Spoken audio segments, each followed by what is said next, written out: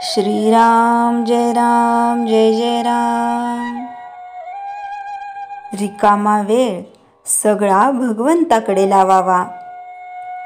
साधारणपणे ज्या वस्तू देहाला सुख देतात त्या पुष्कळ मिळवणे हे आपल्या जन्माचे ध्येय आहे असे आपल्याला वाटते, परंतु अशा वस्तू ज्यांच्यापाशी पुष्कळ आहेत ती माणसे सुखी झालेली आढळत नाहीत। किंबहुना अशा वस्तू जितक्या जास्त जमा कराव्या तितकी आपली हाव वाढतच जाते।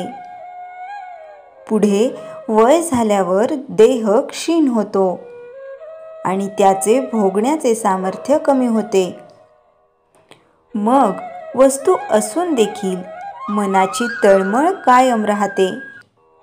म्हणून शहाण्या माणसाने आत्तापासूनच आपले सुख बाहेरच्या वस्तूवर अवलंबून न ठेवण्याचा अभ्यास करावा।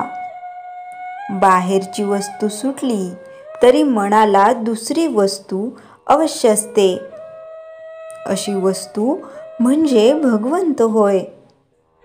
भगवंत हा नेहमी राहणारा, स्वयंपूर्ण आणि आनंदमय असल्यामुळे त्याचे चिंतन करता करता मनामध्ये ते गुण उतरतात।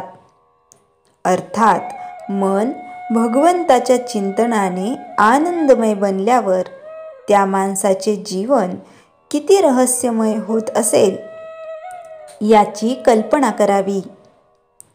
आपल्यासारख्या व्यावहारिक प्रापंचिक माणसांना चिंतन करण्यात एकच अडचण येते, ती म्हणजे व्यवहार आणि साधन यांची जोड घालणे।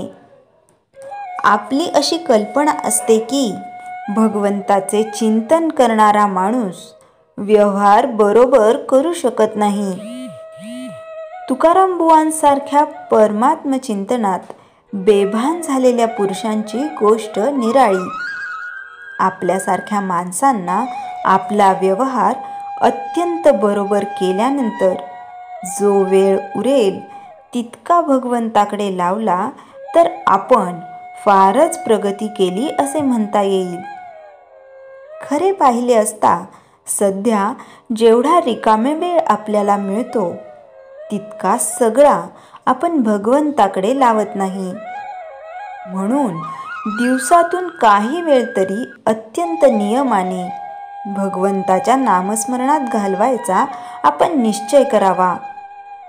नामाच्या आड सर्वच गोष्टी येतात, आपण स्वतः देखील त्याच्या आड येतो, तेवढे सांभाळावे आणि जगाच्या नादी फारसे न लागता आपले नाम चालू ठेवावे। शिवाय देवासंबंधीची फक्त संतांनी लिहिलेली पुस्तके रोज थोडी वाचावी, त्यावर मनन करावे आणि ते आपल्या आचरणात कसे येईल याचा सूक्ष्म विचार करावा। अशा मार्गाने जो जाईल त्याची हा म्हणता प्रगती होईल आणि त्याला समाधान मिळेल। श्रीराम जय जय राम। चैतन्यवाणी समाधान हीच खऱ्या आनंदाची खूण आहे। श्रीराम जय जय राम। जयाच्या जनी जन्मनामार्थ झाला, जयाने सदा वासनामात केला, जयाच्या मुखी सर्वदा नाम कीर्ती, नमस्कार तया ब्रह्मचैतन्य मूर्ती। श्रीराम जय जय राम।